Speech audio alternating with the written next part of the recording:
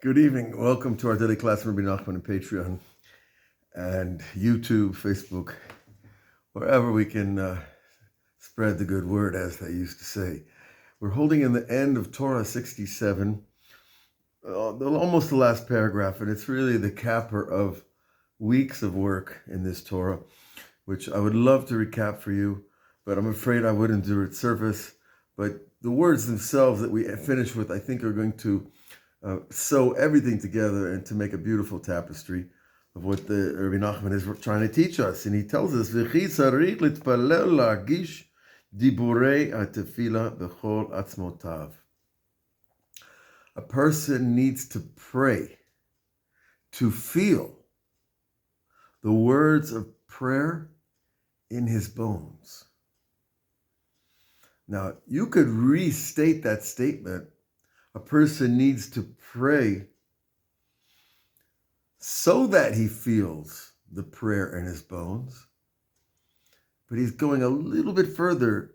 It's not that God help me feel the words of prayer in my bones, but rather, God help me, bless me to feel the words of prayer.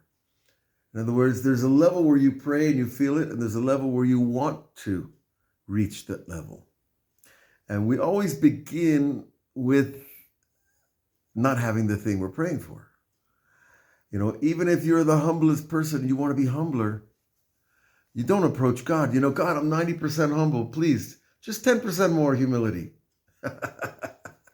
Or God, you know, I'm rich, but you know, I'm not quite there.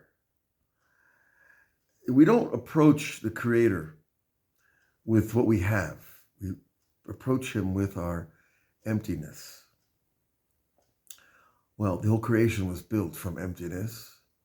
And since everything's a gift, how can I approach the Creator as if, you know, all my semi-trailers are loaded with all my stuff and all my mansions are, you know, overflowing?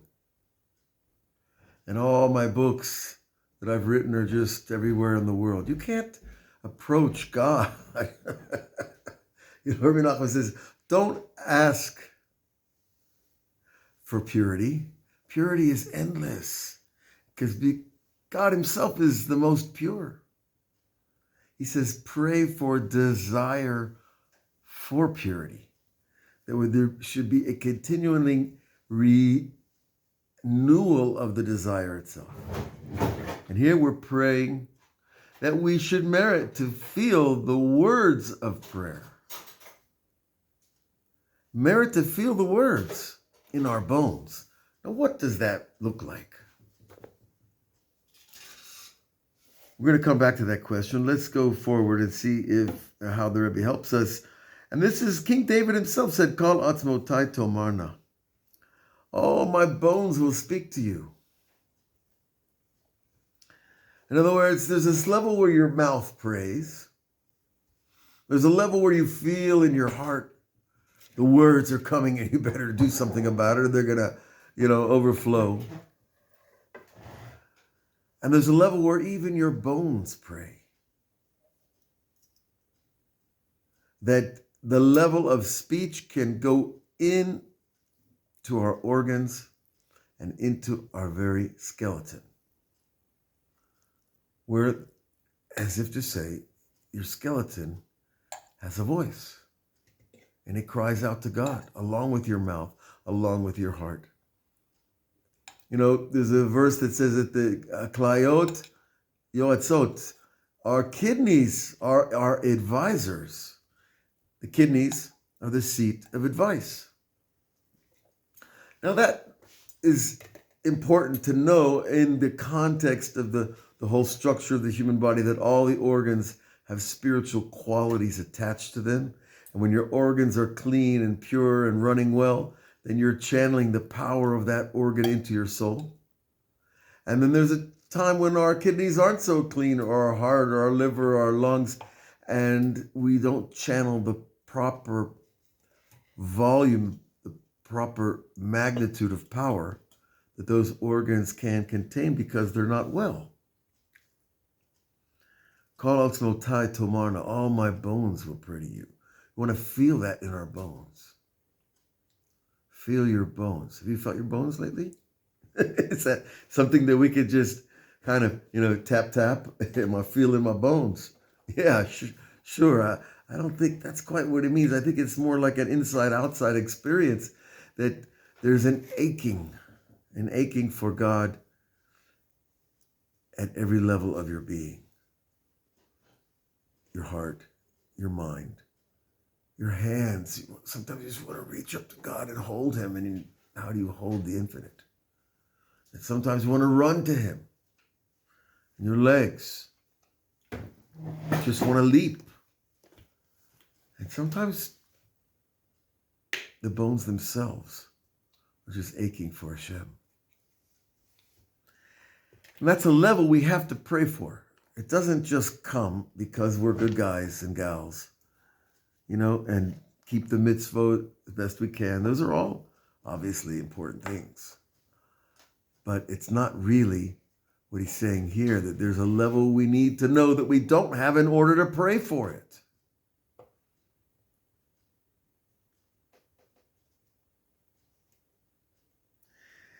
And he goes on and explains further, V'al yedei hamayim karim, through the cold water that was released from the heavens of the mind, from the conduits of the soul above, which he likened to rain being released from the clouds that cover the eyes of the elder who has forgotten his Torah. And when that elder who's forgotten his Torah because his eyes are covered with age and he hasn't prayed with kavanah,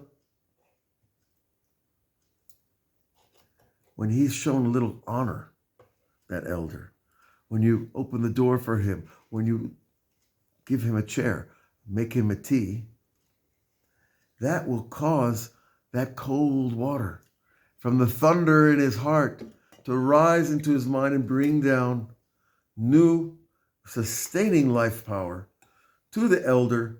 His wisdom returns and he remembers his Torah. Now, what I just said there was the the recap I was hoping to make. It was much easier jumping in, right? But that's the basic setup that we've been learning about for weeks. And that cold water, it can be found outside in the well or in the spring or in the ocean, but it's an eternal water. It's something that sustains and mechayeh, he tells us. Mechayeh nefesh, gives life force to the soul. Vayedei zeh mechayeh atzamot, and through this we enlivens his bones. Umoach atzmotav yishakeh. And he brings up another verse that says, the brain of your bones, the marrow, which is really one of the centers of red blood cell production, is considered the brain of the bones, that receives also new life and is watered. And that is the cold waters on the weary soul. And the verse goes on, a good rumor has come from a far land.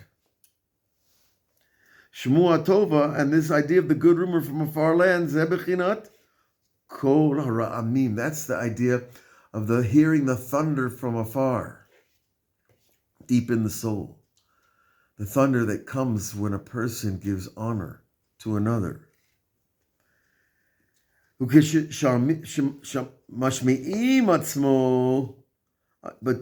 when he hears Atzman,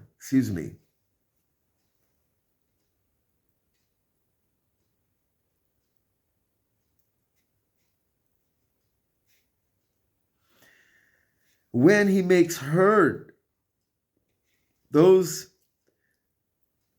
that message, that life force that is coming from afar, which is the thunder, which gives you that renews the bones with goodness, which are mitakenimu mit hitrahakut, are fixing our distance from the words. You see, this happens every morning, my friends. This is not just for, elderly Hasidim that have been learning Rabbi Nachman's books for 50 years. This happens every day. We feel far from the words of prayer. We got to restart the motor. We got to heat up the whole process. We need to bring together. The feeling of being far should cause us to feel the pain of wanting to get closer. It's not like, okay, I feel far from the words of prayer, so I'll just open up the book and say, and just reel off the words because I can. That is the thing that causes us to come further from prayer. But what he's talking about is fixing the distancing of the soul from the glory, from the honor. That we don't feel God's honor. He's out there. We don't lose sight of the fact that there's a God. We don't feel his honor. We don't feel the glory of things. You look at a beautiful plant, a tree, an animal, a person, and God's honor is on them if you know how to look. But if you don't look, you don't see. And if you don't see, you don't feel. And then you feel far. And then we got to reactivate the whole cycle that we've just talked about. The good rumor from a distant land, which again is this cold water on the weary soul, which cold water comes from the thunder and the friction of the clouds above, and that noise is like that distant voice you hear of the thunder. If you're a farmer and you hear the thunder, you know rain is coming, you're happy because your crops are going to get watered. And so to hear, you can hear the distant thunder of God. You know your heart's going to get watered. Your mind is going to get watered. Your wisdom's going to return.